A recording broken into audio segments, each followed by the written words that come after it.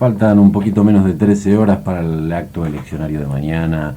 Está por empezar el segundo tiempo de River Boca y acá hay dos argentinos involucrados, comprometidos gravemente con ambos acontecimientos. De alguna manera todo se terminará cruzando antes de las 8 de la noche. Estamos con el ensayista Horacio González y el crítico, también ensayista Américo Cristófalo. Ambos comparten una desgracia en ámbitos diferentes, que es ser docentes en la vapuleada Universidad Argentina.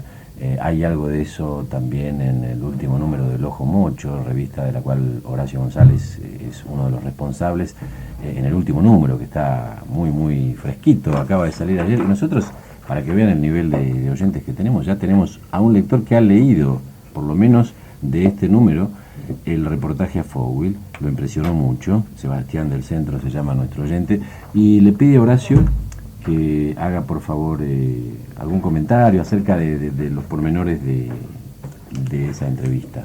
Sí, bueno, Sebastián, supongo que debo saber quién es Sebastián, porque no puede ser que lo que insistimos que es una literatura para minoría, la difusión que aparenta tener. Sí, Sebastián del Centro. Este programa de radio es para la misma minoría que la revista, me acabo de dar cuenta. Sebastián a lo mejor es un doble de Fowil. No creo que Fowil le usa con contundencia su apellido, ¿no? Lo convirtió en un objeto manual arrojable, ¿no? Sí. En un hacha de bronce medieval. En una jabalina. Una jabalina, un boomerang. Porque siempre le vuelve. Sí.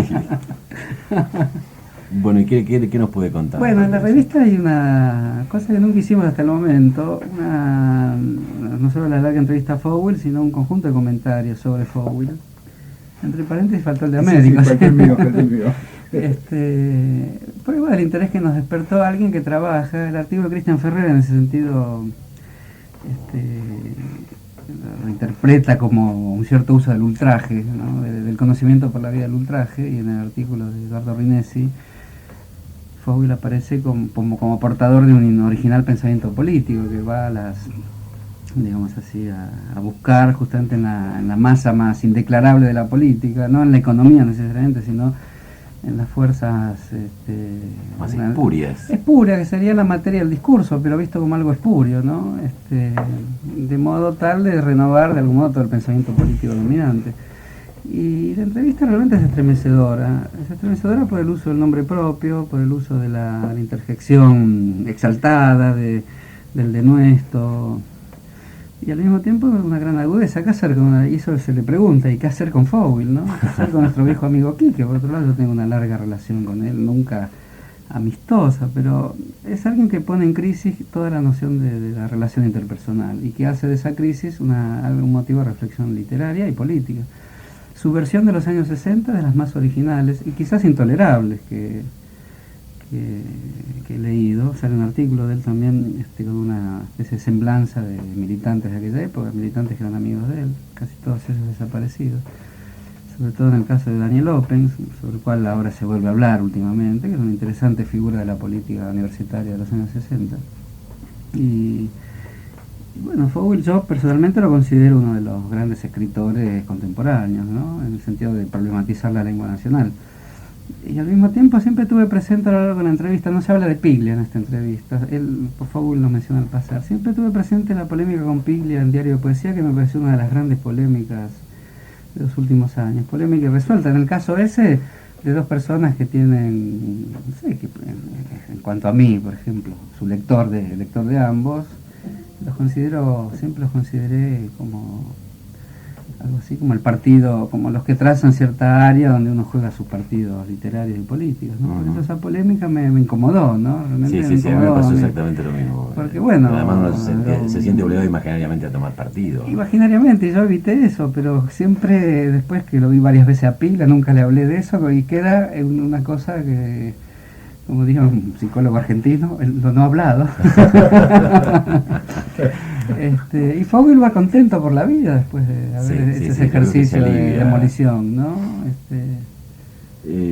Si hay algo, hay un título que Fowil no podría poner, es un género culpable. Exactamente. Para volver al comienzo de este programa. Y si hay alguien que se sentía culpable con bastante intensidad, era James Joyce. Sí, seguramente. ¿Cómo enlazás todo? Y ¿no? esto lo Qué digo bueno que enlazaste. para dar es que entrada. la realidad Para es dar pie. pregnante, ¿ha visto? Digo porque es el tema del que nos va a hablar Sí, Américo, sí, seguramente, por lo menos, la columna de libros. digamos que Joyce no era de quienes pensaban que sentirse culpable era atroz, digamos, ¿no? No. Tanta culpa, algo de la culpa está bien, digamos, ¿no? Fija y da Claro, esplendor, como sí, diría la Real efectivamente, Academia. sí.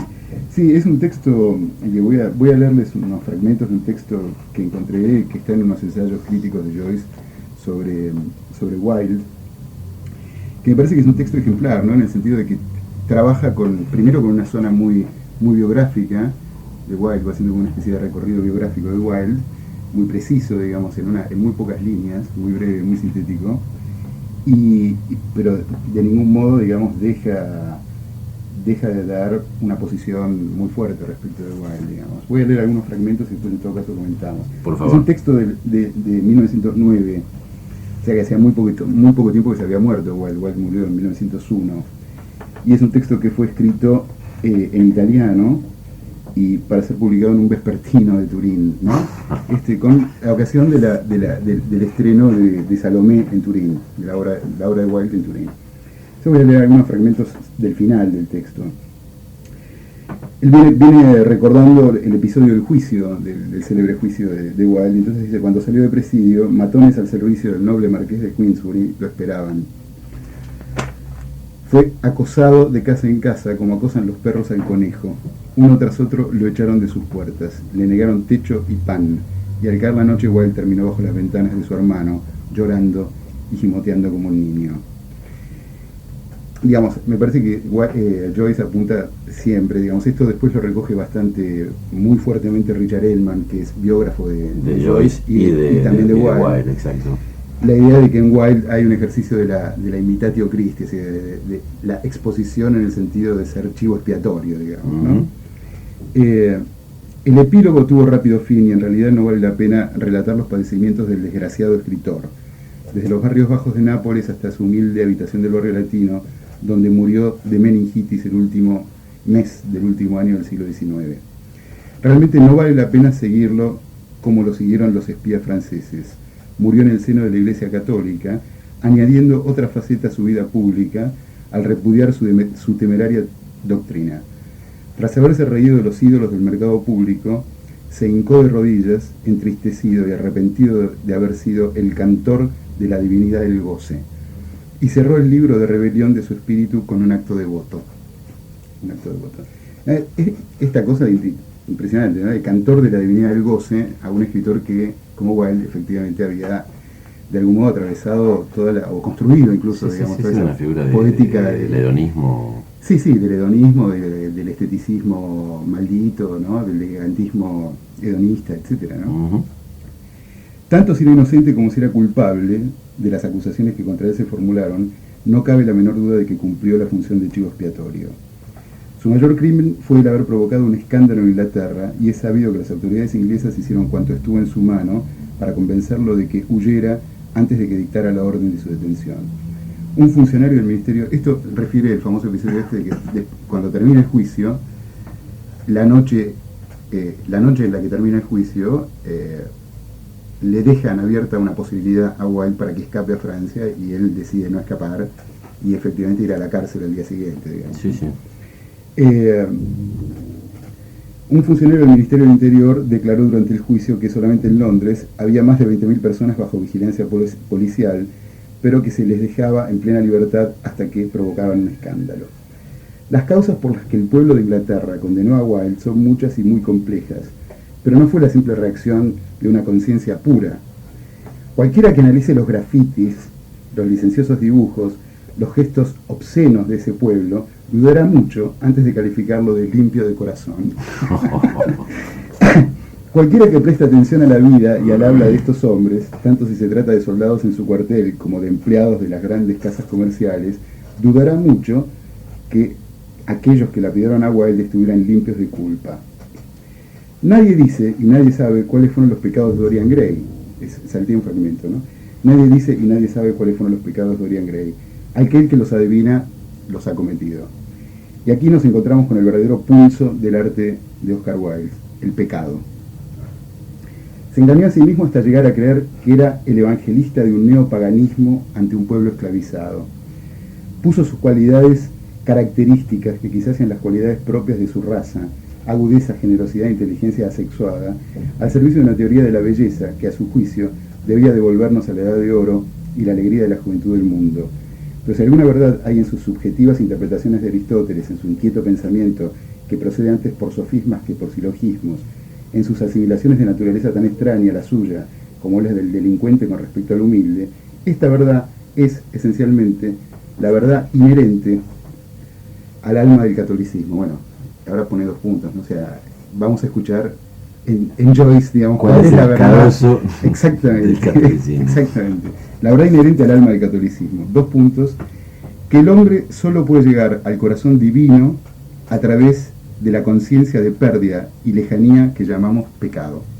Muy bueno, ¿no? Es extraordinario esta construcción de Joyce, ¿no? Alrededor de la idea de, digamos, primero, la atención por la conversión, ¿no? Biográfica de Wilde, que efectivamente fue así, digamos. Wilde aparentemente estuvo en muchos momentos rondando en torno a la posibilidad de convertirse al catolicismo, pero por una razón u otra siempre lo abandonó. Digamos, era vivo, ¿no? Lo dejó para el final. Sí. Pero ya no quedaba. No, ya no quedaba ninguna otra posibilidad. Pero de todos modos la atención de Joyce sobre esta cuestión me parece extraordinaria. Me parece que sobre este texto, digamos, es un texto de ocasión, un texto periodístico, pero que no deja de decir, digamos, hay toda una corriente de lectura sobre Wilde que ahora está muy vigente, digamos, que entre otros creo que es la que postula Richard Ellman, justamente, que presta muchísima atención a esta paradoja, digamos, entre el lugar del pecado, el lugar del mal en la obra de Wilde y esta conversión su final. propia parábola personal. Exactamente, digamos, la idea de que el inmoralismo de Wilde finalmente es la construcción de una gran moral, digamos, ¿no? Una gran postura moral, ¿no? Esta idea. Sí, es como un antecedente en algunas cosas de menor brutalidad y además en el corazón de la sociedad victoriana. Totalmente. Pero pensaba en Genet también, ¿no? Claro, sí. Más o menos en ese sentido, digamos, la idea de que efectivamente el arte no está exento de una relación muy intensa, o el arte o la literatura no están exentos de una relación muy intensa con el crimen. Sí, digamos, con el mal, ¿no? Con el como mal, diría sí. Bataille. Claro, efectivamente. Américo, lo que me gustaría que precisáramos como cortesía al que esté escuchando Es el texto, ¿de dónde está el texto? ¿En qué libro? El texto está en Ensayos Críticos, Escritos Críticos, perdón, de James Joyce. Es una edición de Alianza de 1975. En librerías porteñas seguramente alguna podrá conseguirse. Lo que acabamos de escuchar es el comentario de Américo Cristófalo sobre uno de los textos de este libro de James Joyce, sobre la figura y la problemática de la obra de Oscar Wilde. Volvemos al ensayo, o sea que no nos alejamos, seguimos dentro de este género degenerado. Hay algo que quedó pecaminoso. Exactamente. Sí, bastardo. Algo que quedó picando por ahí y que me gustaría retomar después de que hagamos un pequeño duelo que les propongo, ¿no? O por River o por Boca. Alguno está perdiendo hoy, o por los resultados de las elecciones de mañana. Un duelo festivo, como debe ser, escuchando la chacarera de la Veloriado. Es una versión del propio Cuchi Leguizamón en su piano. Es una chacarera que tiene algunos deliberados errores que él explica por haberla compuesto después de haber pasado toda una noche despierto en un velorio. Y lo que es interesante en esta grabación, que está hecha en Rosario en 1983 y que fue retomada por el sello Melopea, es que hay un pequeño relato, una pequeña descripción de cómo es esa figura del aveloriado, y luego el Cuchi toca el tema. En el norte se utilizan términos extraños a veces, verdaderos aciertos populares que el idioma común no puede cumplirlo. Por ejemplo, el aveloriado. El aveloriado es el distraído, el elevado, el que no está en la onda, por alguna razón. Ha pasado la noche en un velorio, han empezado primero a darle el pésame a todos los familiares, después ya el criollo se cansa, de la tristeza, de la muerte, se pone a tomar copa y se pone a contar cuentos. Por ahí tiene que aparecer una vieja en medio del velorio y dice: por favor, dice, por respeto al muerto, dice, no cuenten cuentos tan cochinos. Pero la verdad que el que va al velorio se amanece, toma copa, está triste, después se ríe medio forzado con los cuentos verdes, y al otro día todavía hay que ir al entierro, y ya después del entierro ya no es hora para dormir, a cada rato suena el timbre, llama la puerta, hay que esperar a la noche, no vaya a acostarse, pasará amanecido el día, y entonces este pobre muchacho anda a los botes, sale a la calle, ya se le viene un auto encima, frena y le pegan el grito: ¡aveloriao! Y ese es el aveloriao. Y una vez me aveloriao yo y quería hacer una chacarera, no le acertaba una. Bueno, y esa era nomás la chacarera, el aveloriao, así que así nomás, con un errorcito de vez en cuando la he hecho.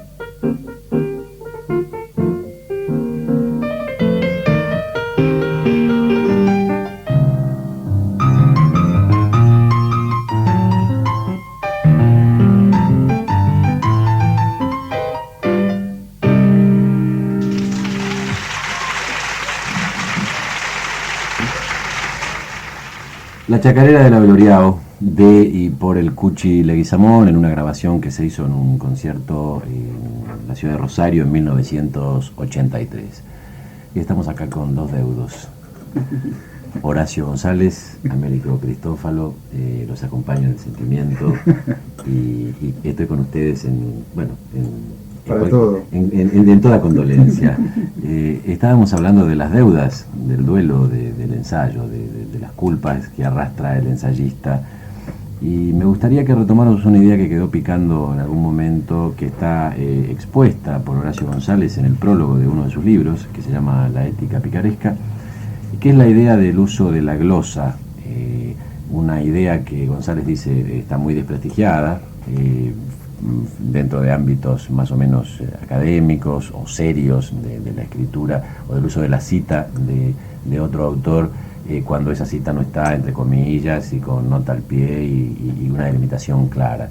Pero en cambio Horacio González nos propone otra manera de trabajar con esos textos que explícita o implícitamente están, como decía también hace un rato, en la escritura de quien se ponga a escribir. Me gustaría, Horacio, que retomáramos la conversación por ese lado. Estoy aún impresionado por la chacarera, así que... Yo creo que es entre paréntesis, una modesta contribución, una gran contribución al ensayo desde la música. Absolutamente, sí. Mientras se siguen escuchando, no sabemos si son del equipo contrario, son los si son del equipo de uno, son Víctores. Ahora, qué interesante escuchar del fútbol solo los gritos, claro, sin que se sepa qué es lo que ocurre, la narración específica. Queda como una de manifestaciones más desgarradoras de la Hay historia, un ¿no? cuento maravilloso de Fontana Rosa de un tipo que por prescripción médica tiene problemas de corazón, no puede no solo ir a la cancha, sino tiene que desentenderse de Por toda. completo del fútbol. Y entonces él empieza a describir justamente cómo es casi imposible en la Argentina, por lo menos en ciudades como Buenos Aires o Rosario, estar desentendido. Dice, el hijo de puta del de al lado, que encima es del equipo contrario, tiene la radio a un volumen tal que me llega a través de la pared. Dice, e incluso si me voy a dormir la siesta, si me pongo auriculares, escucho música, salgo a la calle y escucho los bocinazos de la gente, veo las caras de los vecinos cuyas pertenencias futbolísticas conozco y me doy cuenta, digo, es muy difícil sustraer. Sí, hay ciertos resultados de partidos importantes que se escriben inmediatamente en la ciudad, ¿no? Así es, parece que vamos 1 a 1. Yo digo vamos 1 a 1, no soy ni de River ni de Boca, pero estamos todos involucrados. Estamos todos involucrados, sí. Yo tengo hundo mis raíces remotas en Boca Juniors, ¿no? Sí. Trato de despojarla además, Y la porque copa, me da un poco digamos, de bronca tener esa raíz, y la sigo teniendo, ¿no? ¿La copa hacia dónde apunta? ¿Hacia el Botafogo o algún club brasileño? No, porque también me da bronca Boca, me da bronca todos los manejos y la misma relación que todos tenemos con Maradona, supongo, ¿no? Nos da bronca, hay algo hiriente y sin embargo hay algo que Sí, aplica sí, una en raíz. momento se despierta algo raro. Se despierta algo raro Sí, que sí. no sabe bien cómo definir, como Sí, diría un sí, académico, del orden de lo Sí, cultural. Pero vos desde qué lugar lo decís. Bueno, voy a hacer una glosa al respecto. Bueno, vamos a la glosa para citar de paso a Juan José Sager, que ha escrito una Así es, hermosa una novela. hermosa. Bueno, es la misma idea de seguro que ahí. Caramba, es una insistencia sobre el mismo tema. Y era un intento de prestigiar una figura retórica que habitualmente parece menor. En fin, que es poner una voz sobre otra, pero esta que se pone siempre parecería subordinada, menor, apenas instrumental, transmisora en el sentido más banal. Y yo pensé que podía no ser así. De hecho lo compruebo, pongo algunos ejemplos. Por ejemplo, en el propio Ojo Mocho, los artículos de Carlos Correa, que son terribles artículos comentando películas, son glosas. Y sin embargo la glosa transforma el material de referencia en una cosa totalmente diferente. Es otra narración que tiene como fuerza el aparecer como ingenua, el aparecer totalmente referencial, dependiente del objeto que está tratando, y sin embargo es el campo más eximio para ejercer el mal, o la maldad. Sí, yo creo que la mala intención, la mala leche, digamos, se encuentra en la glosa, se una encuentra en la posibilidad glosa, Sí, porque en el fluir de la alta glosa- traición, digamos. Sí. Sí, bueno, en el fluir de la glosa puede perfectamente incrustarse, digamos, un desvío, ¿no? Claro. Pero por eso digo lo de alta traición, ¿no? Sí, Sí, la Que glosa como casual, ¿no? parece casual, postula el comienzo la inocencia de quien va a repetir y apenas resumir, Claro, y claro. apelmazar un poquito y hacer más sucinto un pensamiento. Bueno, creo que si hubo un maestro de la glosa disfrazada de cita erudita es Borges. Sí, Sí, sin sí, duda, Que sin duda. citaba Sí, lo puntual y convirtió en un arte sistemáticamente mal. de injuriar, Sí, ¿no? sin Sí, duda, sí. sí. Bueno, eso creo que para decirlo así, con la dificultad que se dicen estas cosas, creo que la lectura de Borges que hicimos todos nos dejó a los que balbuceamos en relación a Borges, escritos de más diverso tipo, pero nos dejó esa marca de a través de la inocencia infiltrar, digamos, ¿no? Claro. y permitir que se infiera lo peor de las cosas, ¿no? Y creo que eso, bueno, Borges lo llamó de muchas formas, sí. Sí, no, iba a mencionar una cosa que siempre pensé y últimamente me parece ya muy contundente, que es que esta insistencia tuya, digamos, en tus textos y demás, en torno a la literatura, ¿no? Que es curiosa si uno la mira de afuera, porque, digamos, tus textos quedan asociados de algún modo, no quiero decir que especularmente, pero sí de algún modo, a ciertas prácticas universitarias y demás, y en esa dirección, digamos, la idea de que en este momento se está diciendo probablemente de manera más intensa, más cabal, precisamente apelando quizás al género del ensayo, digamos, más sobre la literatura, desde ámbitos que no proceden directamente de la literatura y que los críticos literarios a su vez parecen desplazarse en otra dirección, digamos, ¿no? En dirección hacia un objeto más vagamente cultural y demás. Sí, lo que se llama ahora de alguna Sí, manera estudios estudios culturales, ¿no? Donde la cultural, literatura sí, parece sí, ser sí, un sí. instrumento o una especie de linterna mágica para alumbrar realidades de tipo social, Completamente. racial, Sí, sí, de sí. género, tensiones dentro de la sociedad y donde se sale del campo de la literatura, casi como Sí, una sí. reacción a una especie de crítica que profesionalizada se volvió demasiado inmediatista, digamos. Claro. Sí, Pero yo- los que recuperan la relación más irresponsable y más aventurera con la literatura, efectivamente no son los especialistas no son los en literatura, especialistas, sino sí. los que van a buscar la literatura como una especie de, no sé si de vergel, pero de espacio donde aparecen sorpresas, ¿no? Claro, y eso es un gran trabajo, ¿no? Digamos, y veía... No es digamos, casual que los dos últimos libros de Horacio Sí, González tengan que ver con- El sobre entrevistado arte, de sobre hoy. Macedonio. Es más, te hemos invitado solo y nada más que por esto. Todo lo que escribiste antes no nos interesa. No es cierto. No, yo estoy de acuerdo con lo que decís vos. Claro, hay un desplazamiento de la crítica literaria universitaria hacia los temas sociales, digamos, Sí, sí. y de algún modo se convirtieron en una sociología de la cultura. Eso. Dicho esto, pensando en los trabajos que son trabajos de primera línea de toda esta corriente, ¿no? Sí, sin duda. Y al mismo tiempo florecen como trabajos irresponsables, como decís vos, Ujú. en la alegría de buscar cosas inesperadas y de recuperar de la literatura los temporáneos, en fin. Pero no solo, porque me parece que al mismo tiempo ese movimiento, ese desplazamiento está acompañado por algo que verdaderamente podemos leer con mayor atención, quizás porque es más, porque merece una mayor atención y porque probablemente arroja un sentimiento de mayor horror, digamos, que es que la crítica literaria se ha despojado de sensibilidad respecto al lenguaje, me parece, ¿no? Sí. Digamos, que en esa vía de altísima especialización, en realidad, digamos, planea una cosa de chatura de lenguaje Sí, tremenda, en digamos, que su está forma de asociada a escritura. este abandono de la literatura, ¿no? Y la dificultad que representa cualquier texto literario. Y creo que uno, además, y que a veces estas aventuras que hacen los ensayistas que vienen de otras áreas, no hacen una taxonomía del mejor o peor literatura. A veces, Claro. pero la sola condición de objeto literario es tan resistente y es tan misteriosa que debería seguir sorprendiéndonos y provocando, digamos,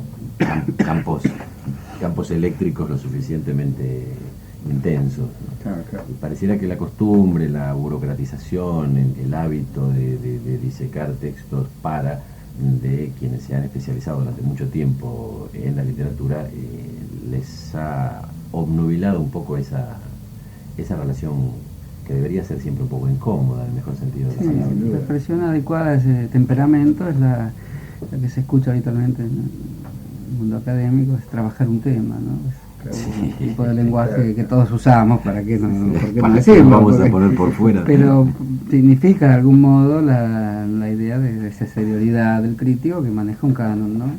Palabra que por otro lado también en los últimos 10 años se instaló en el centro del lenguaje del crítico. Bueno, nosotros vamos a trabajar ahora el tema de la tanda. Son las 7:30 de la tarde, parece que la cosa está 1-1 entre River y Boca.